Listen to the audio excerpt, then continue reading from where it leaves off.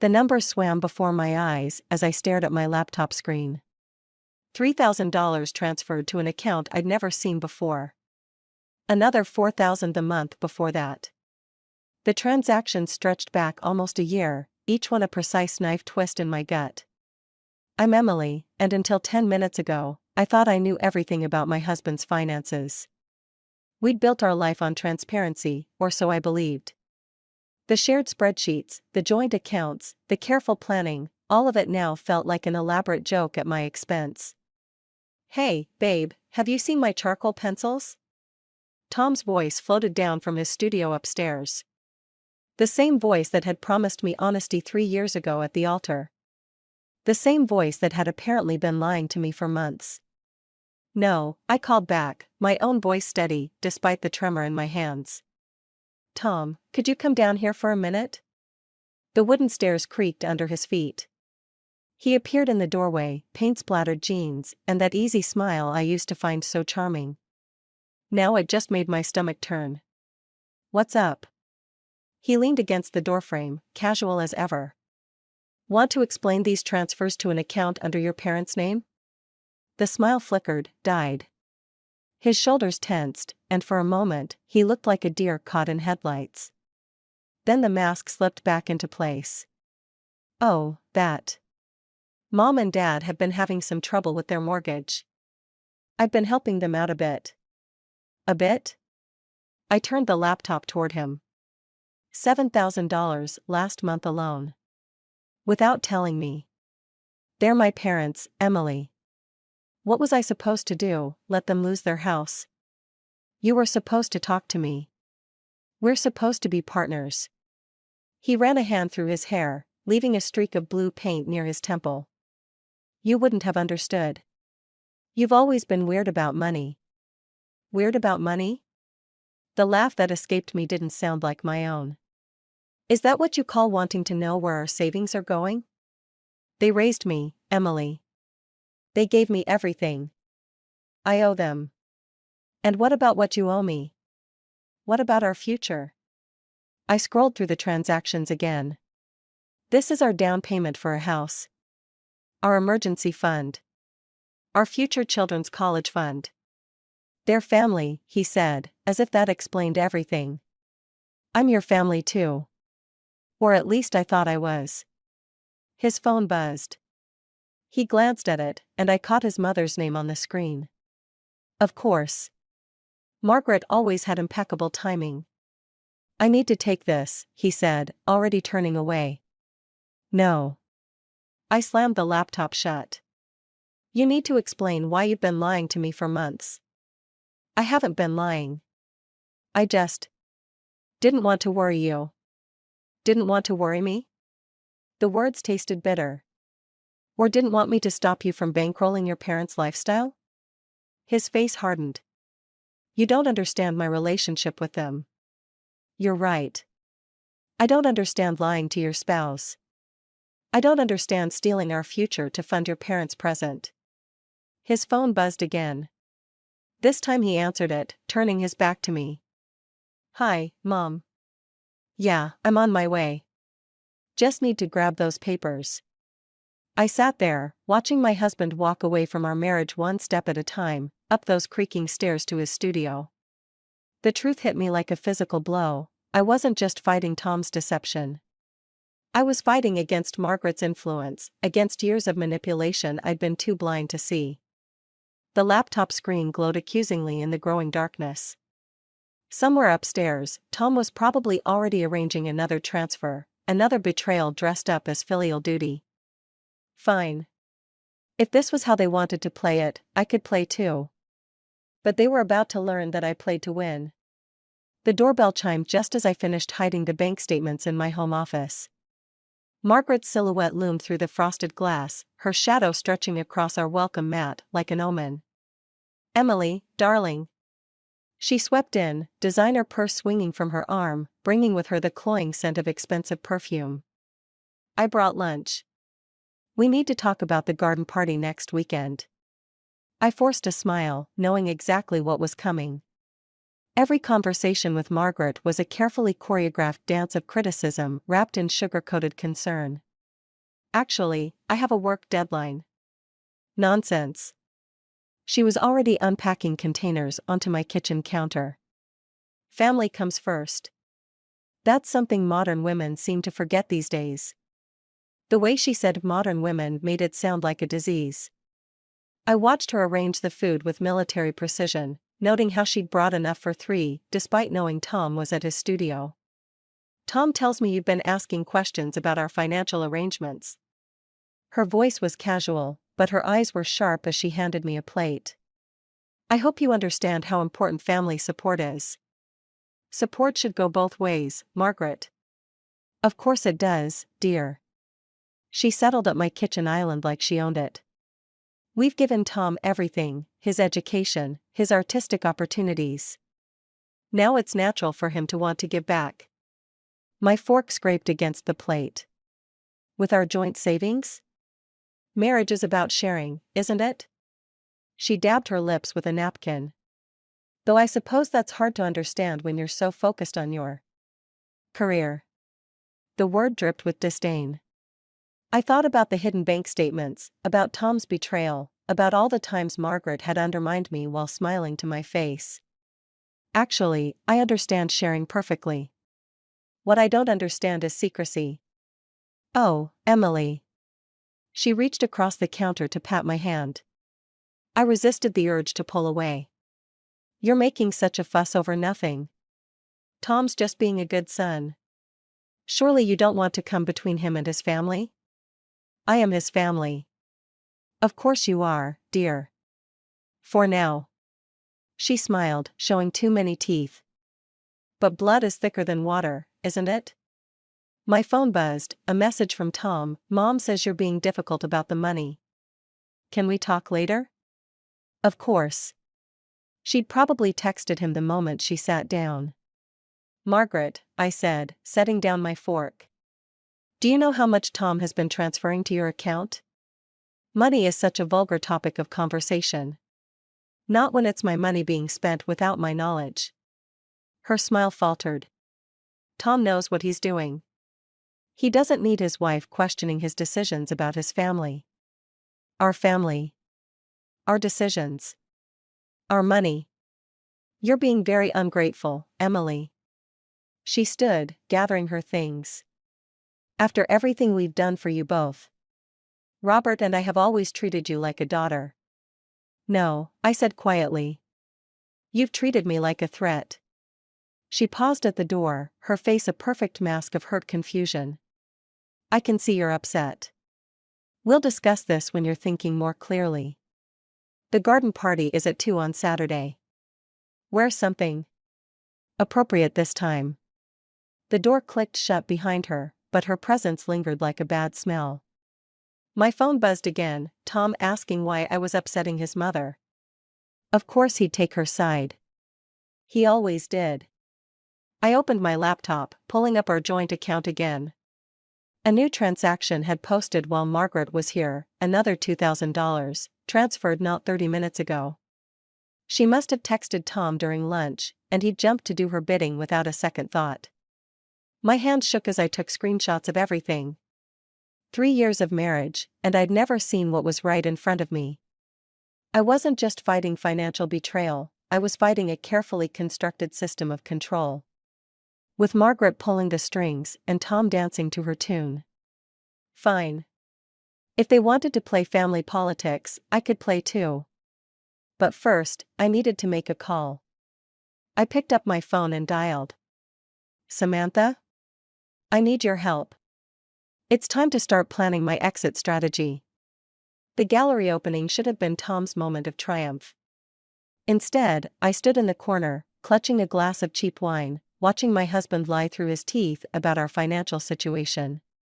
The series sold remarkably well, he told a potential buyer, gesturing at the abstract canvases lining the walls.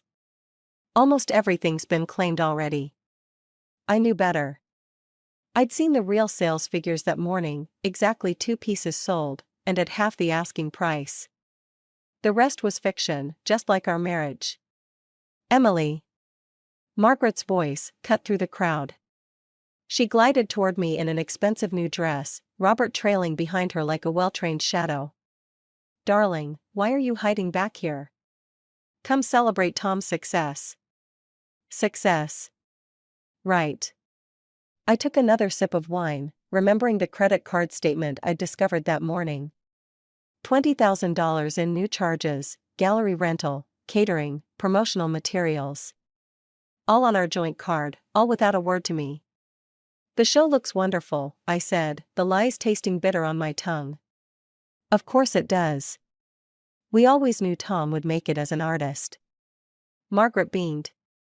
Though it helped that Robert and I knew the right people to invite tonight. And the new car in your driveway? Did the right people help with that too? Her smile flickered. Robert suddenly found the floor fascinating. Tom insisted, she said. After all we've done to support his career, it's the least he could do. The least he could do. With our money. Our future.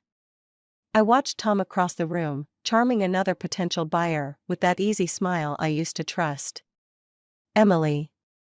David from work appeared at my elbow, a welcome interruption. I didn't expect to see you here. David. I didn't know you were interested in art. I'm not, usually. But when I saw Tom's name in the paper. He glanced at Margaret, who was watching our interaction with narrowed eyes. Could I borrow you for a minute? There's something you should see. He led me to a quiet corner, pulling out his phone. Remember that audit I mentioned last week? Well, I found something interesting about Thompson Gallery Services. My heart stopped. That was the company Tom had insisted he needed for his art business, the one I'd helped him set up 3 years ago. What about it? The payments don't match the reported income. Not even close. David showed me the screen. Either your husband's the worst accountant in history, or he's hiding money. The pieces clicked into place, the missing funds, the suspicious transfers, Margaret's new car. Emily? Tom's voice behind me. I turned to find him staring at David's phone, his face pale. What are you doing? Funny, I was about to ask you the same thing. I held up the phone. Want to explain these numbers? This isn't the time or place. When is the time, Tom? When the account is completely empty? When your parents have bled us dry? Margaret materialized beside him. Emily, you're making a scene. No, Mother, I spat the word like poison. I'm finally seeing the scene you've been directing all along. The gallery had gone quiet. Faces turned toward us, hungry for drama. Everything I've done has been for our family, Tom said, reaching for my arm. I stepped back. No. Everything you've done has been for their family. I was just the convenient bank account. You don't understand. I understand perfectly. I set down my wine glass with deliberate care. I understand that while I was working 60-hour weeks to support your art, you were funneling money to your parents. I understand that every time I sacrificed for our future, you were sacrificing our future for them. Emily, please. I'm done. The words came out calm, certain. Done with the lies, done with the manipulation, done with all of it. I turned to David. Thank you for showing me this. I'll need copies for my lawyer. Margaret gasped. Tom's face crumpled. But for the first time in months, I felt light, free, certain. I walked out of the gallery into the cool night air, leaving behind the wreckage of my marriage and the sweet satisfaction of finally speaking the truth. My phone buzzed, Samantha, right on cue. Is it done? Yes, I said, smiling into the darkness. It's done. And I'm just getting started. Samantha's kitchen had always been my safe haven, but tonight even the familiar scent of her signature chai couldn't calm my racing thoughts. 3 missed calls from Tom, 6 from Margaret, and 1 very interesting email from David about Thompson Gallery Services financial records. They'd been living like royalty, I said, scrolling through the documentation David had sent. 5-star restaurants, luxury vacations, spa weekends, all while Tom told me we needed to tighten our belts for his art career. Samantha set a steaming mug in front of me. Have you talked to a lawyer yet? Tomorrow morning. I wrapped my hands around the warm ceramic. But there's something else. What? The mortgage payments Tom claimed he was making for his parents? Their house was paid off 3 years ago. Before our wedding. Samantha's eyes widened. So where did all that money really go? My phone buzzed again. Tom. I silenced it, but not before seeing his message. Please come home. We can fix this. I'll tell you everything. You're not actually considering it, are you? Samantha asked, reading my expression. I don't know what I'm considering anymore. I pushed away from the counter, pacing. 3 years, Sam. 3 years of lies, manipulation, and theft. And you know what the worst part is? I still love him. How pathetic is that? It's not pathetic, it's human. She paused, choosing her words carefully. But love isn't enough when there's no trust. My phone lit up with a text from David. Found something else. Can we meet tomorrow after your lawyer appointment? Emily. Samantha's voice was gentle but firm. What's your endgame here? Revenge? Reconciliation? You need to decide.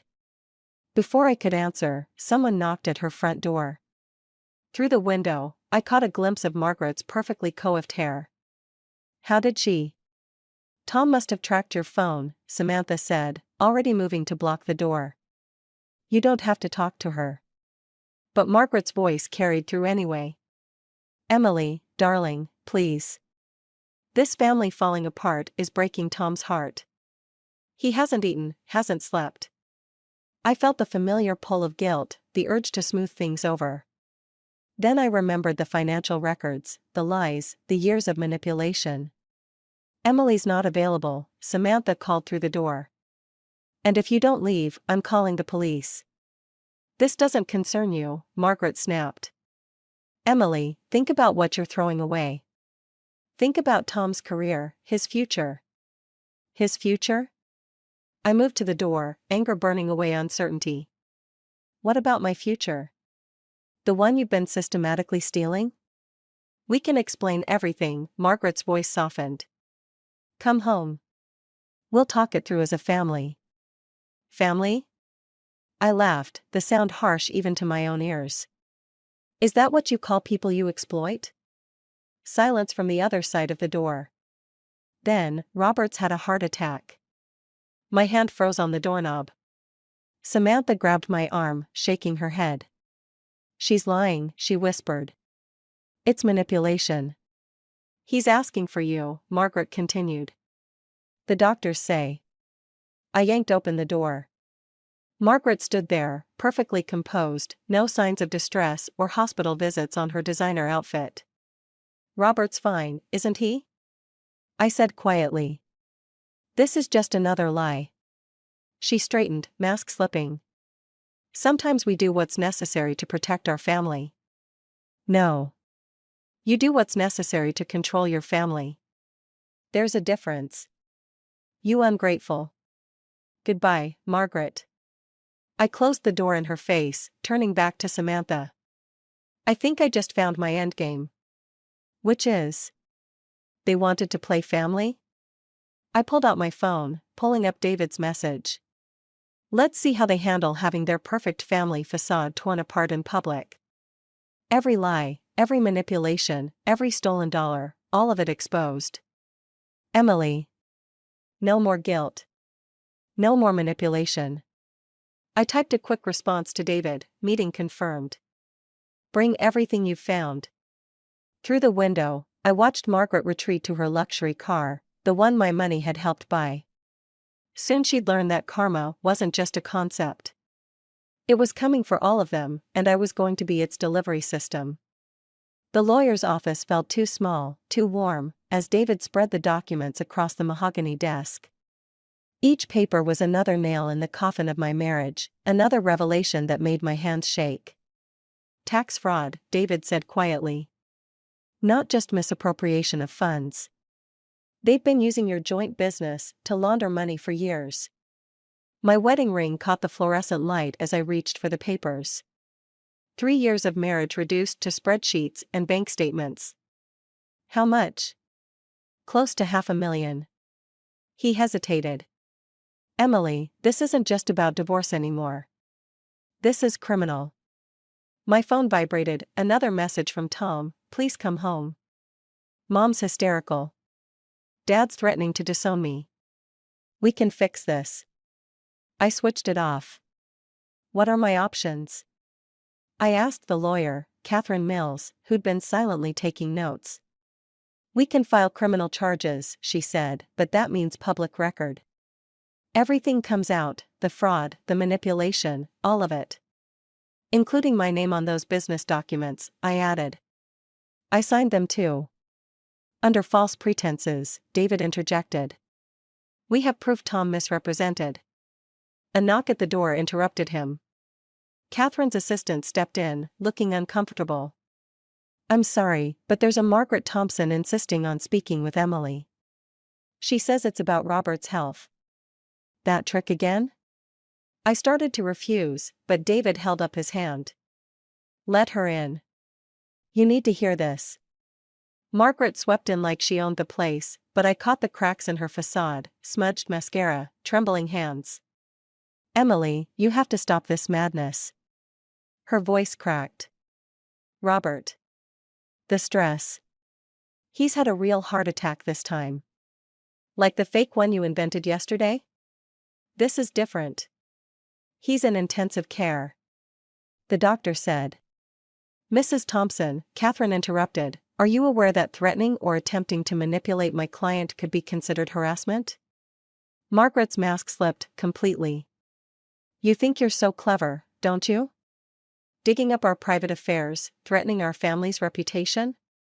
What about Tom's career? His future? What about my future? I stood, anger finally overwhelming caution. The one you stole? We gave you everything. A place in our family, connections. You gave me lies. I picked up one of the documents. Like this vacation to the Maldives last spring? When Tom told me he was at an art retreat? She paled. That's not. Were these spa weekends? The shopping sprees? All while I worked overtime to support your son's struggling artist lifestyle? Emily, David warned softly, but I was beyond stopping. Here's what's going to happen, I said, my voice steady, despite my racing heart. You're going to sign a confession admitting to the fraud. All of you, Robert, and Tom. You're going to repay every penny you stole from me. Or I go public with everything. You wouldn't dare. It would destroy Tom. Like you destroyed my trust? My marriage? My financial security? She reached for her phone. I'm calling Tom. Go ahead. I spread the documents across the desk. Tell him to bring his checkbook. And a pen. Margaret's hand froze over her phone. For the first time, I saw real fear in her eyes. You're bluffing, she whispered.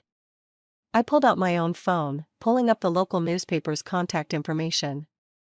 Want to bet your country club membership on that? Your social standing? Your freedom? The silence stretched between us like a taut wire. Then Margaret did something I'd never seen before. She crumpled into a chair and began to cry. What do you want? She asked between sobs. I looked at Catherine, who nodded slightly. Everything, I said. And you have 24 hours to decide. As Margaret fled the office, David touched my arm. Are you sure about this? I stared at the documents scattered across the desk, each one a reminder of 3 years of lies. No, I admitted. But I'm sure about one thing, they're about to learn that Karma takes Visa, MasterCard, and cashier's checks. The game was changing. And this time I was writing the rules. The moving truck idled in our driveway as I unlocked the front door for the last time. 24 hours had passed since my ultimatum, and the Thompson family's response had been silence. Pure, calculated silence. Until now. Tom sat at our kitchen table, head in his hands. Margaret stood by the window, arms crossed, while Robert, apparently recovered from his heart attack, leaned against the counter. "You're really doing this?" Tom's voice cracked. I set my box of packing supplies on the counter. "The movers will be in soon. You might want to clear out." "Emily." Robert stepped forward, his usual passivity replaced with something harder. "We've spoken to our lawyers. They say you're equally liable for any financial irregularities. Mutual assured destruction?" I laughed. "That's your play?" "We're trying to protect our family," Margaret snapped. "Your family?" I pulled out my phone, showing them the screen. "Like these photos of your Maldives vacation? The one where Tom was supposedly at an art retreat? The society pages would love these." Tom's head snapped up. "You wouldn't. Try me." The movers appeared in the doorway. I gestured them toward the stairs, but Margaret blocked their path. "This is still our house." "Actually," I cut in, "it's not. Check the deed. I bought it with my income while Tom was struggling to launch his career." "You vindictive little Mom." Tom stood suddenly. "Can you give us a minute?" Margaret opened her mouth to protest, but Robert touched her arm. They left, Margaret's heels clicking against the hardwood like tiny hammers. "I loved you," Tom said quietly once we were alone. "I still love you. Love doesn't empty bank accounts. I can explain everything. Save it." I turned to the movers. "Start upstairs. Master bedroom." Tom grabbed my arm as I tried to pass. "Please. Just listen. Mom and Dad. They sacrificed everything for my art. When they needed help, they manipulated you into stealing from your wife." I jerked away. "And you let them? We can fix this." "Pay you back." "With what money?" "The gallery's failing, Tom. Your parents are broke. And you." I gestured around our house, at all the things we'd built together. "You never really wanted this, did you? A real marriage, a partnership. You wanted a bank account with a pulse." His face crumpled. "That's not fair. Neither is fraud." The movers thundered down the stairs with our bedroom furniture, my furniture now. Tom watched them carry out pieces of our life together, each item a silent accusation. "If you do this," he said, voice low, "if you expose everything, you'll destroy us all. Including yourself." I pulled out an envelope. "Then sign the confession. Admit what you and your parents did. Pay me back, and I'll keep quiet. You know we can't afford. Sell the vacation house. Margaret's jewelry. Your father's collector cars." I stepped closer. "Or I press charges, and everyone learns how the respected Thompson family has been operating." "Emily." "Your choice, Tom. But choose fast. My lawyer's waiting." He stared at the envelope, hands shaking. Then Margaret burst back in. "Don't you dare sign anything." She snatched the envelope. "We'll fight this." "We'll." "You'll what?" I turned to the movers. "Take everything except his art supplies. Those were bought with stolen money anyway." Margaret ripped the envelope to shreds. "You think you've won? We'll destroy you. Every connection, every opportunity." "Mom, stop." "No. She needs to learn." I walked out while they argued, leaving them to their mutual destruction. Outside, David waited in his car, ready to follow the moving truck to my new place. "You okay?" he asked as I slid into the passenger seat. I watched Tom and Margaret's silhouettes through the window, still fighting, still trapped in their toxic dance. 3 years of my life gone, my financial security in shambles, my reputation potentially ruined. "No," I admitted. "But I will be."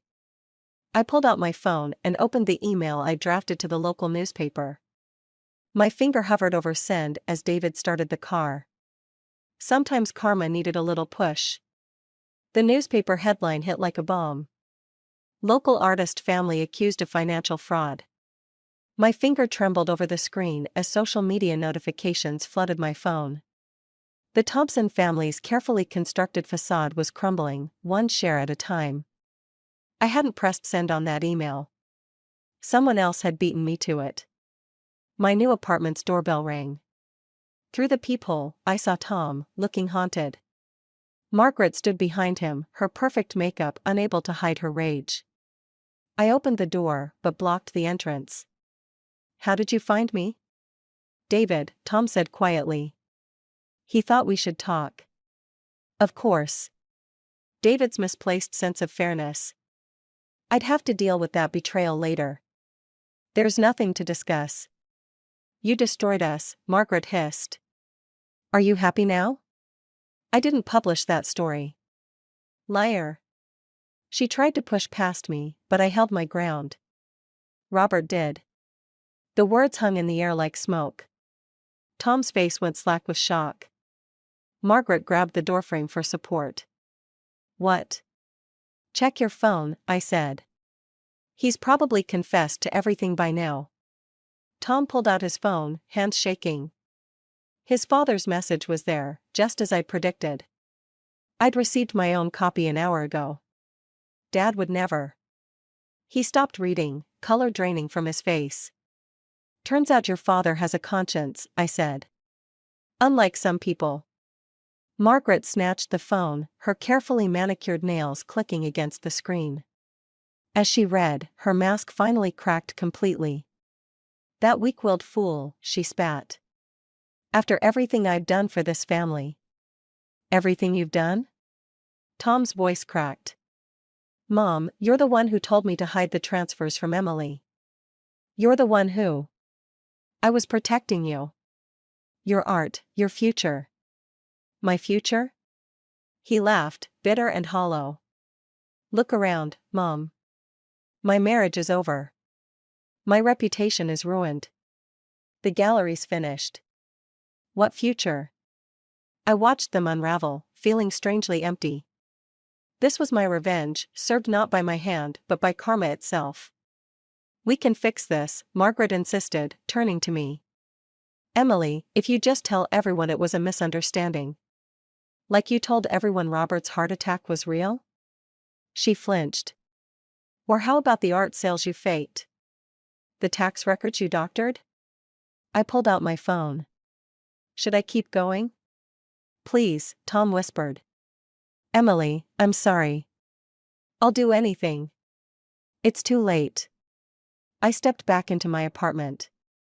Robert's confession is just the beginning. The police have everything. Margaret's face contorted. "You vindictive little." "Mom, stop." Tom grabbed her arm. "Haven't you done enough?" For the first time, I saw Tom stand up to his mother. "Too little, too late." "I loved you," I told him quietly. "But love without trust is just another form of manipulation. You taught me that." "Emily." "Goodbye, Tom." I started to close the door, then paused. "Oh, and Margaret?" "The country club called. They're revoking your membership. Apparently, fraud doesn't fit their image." Her scream of rage was cut off by the closing door. I leaned against it, listening to their arguing voices fade down the hallway. My phone buzzed, a message from Robert. "It's done. I'm sorry for everything. The police have my full statement." Another buzz. "David, I'm sorry I told them where to find you. But you needed this closure." And finally, "Samantha, you okay?" I looked around my new apartment, at the boxes still waiting to be unpacked. At the fresh start I'd bought with 3 years of pain and betrayal. "No," I typed back. "But I will be." I walked to the window, watching Tom help his sobbing mother into their car, no, her car, bought with my money. Soon they'd learn just how expensive karma could be. The Thompson family was about to discover that sometimes the greatest revenge isn't what you do to others, it's letting them destroy themselves while you walk away free. The last box from my old life arrived on my doorstep, unexpected, unasked for. Inside, wrapped in tissue paper, lay my wedding album and a letter in Tom's messy scrawl. I set the album aside without opening it and unfolded the letter. The words blurred, then sharpened. Emily. Dad took a plea deal. Mom's facing trial. The gallery's finished. You won. Or maybe we all lost. I don't know anymore. My phone buzzed, Samantha, sending me a link to another news article. Margaret Thompson, society maven, charged with financial fraud. The mighty had fallen, their empire of lies, crumbling to dust. I crumpled Tom's letter, but couldn't quite throw it away. Not yet. The doorbell rang. David stood there, holding coffee and looking uncertain. Thought you might want company, he said, then noticed the box. Oh. Bad timing? Perfect timing, actually. I grabbed my coat. Let's go somewhere else. We walked to the park where Tom had proposed, though I didn't tell David that. The autumn air carried the scent of endings and beginnings. Robert called me, I said, watching a family play frisbee nearby. He's testifying against Margaret. Says Tom finally moved out of their house. Are you okay? I considered the question, really considered it. I thought revenge would feel better than this. But I didn't actually do anything. They destroyed themselves. I just stopped protecting them from the consequences. A jogger passed, leaves crunching under her feet. In another life, that could have been me, running from my problems instead of facing them. The detective handling their case called, I continued. Asked if I wanted to press additional charges. And? I said no. I sipped my coffee, letting the warmth spread through my chest. Enough people have been burned by this fire. David nodded, understanding what I wasn't saying. Sometimes the best revenge was simply walking away, head held high. My phone buzzed again, an email from my lawyer. The divorce was final. No contests, no delays. Tom had signed everything without argument. You know what the strangest part is? I said, closing the email. I'm not angry anymore. I'm just free. A child's laughter carried across the park, pure and unburdened. I thought about the wedding album sitting in that box, about the young woman who'd smiled so hopefully at the camera, believing in forever. What will you do now? David asked.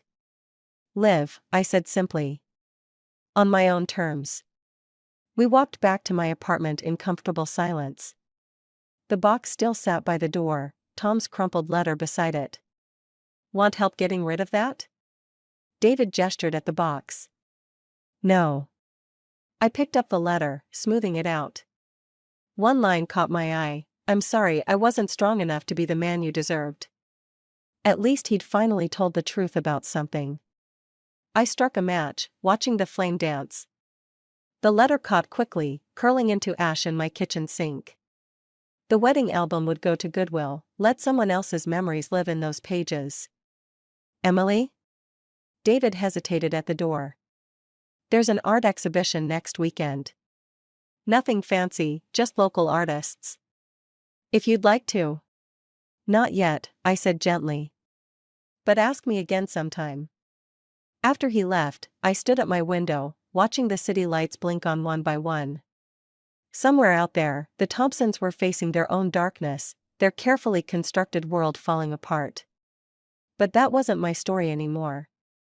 I opened my laptop, pulling up the novel I'd started writing, not about revenge or betrayal, but about redemption. About a woman who learned that sometimes the greatest victory isn't in destroying your enemies, but in refusing to let them destroy you. The cursor blinked, waiting. Outside, a siren wailed, then faded. The city moved on, indifferent to personal dramas and private wars. I began to type.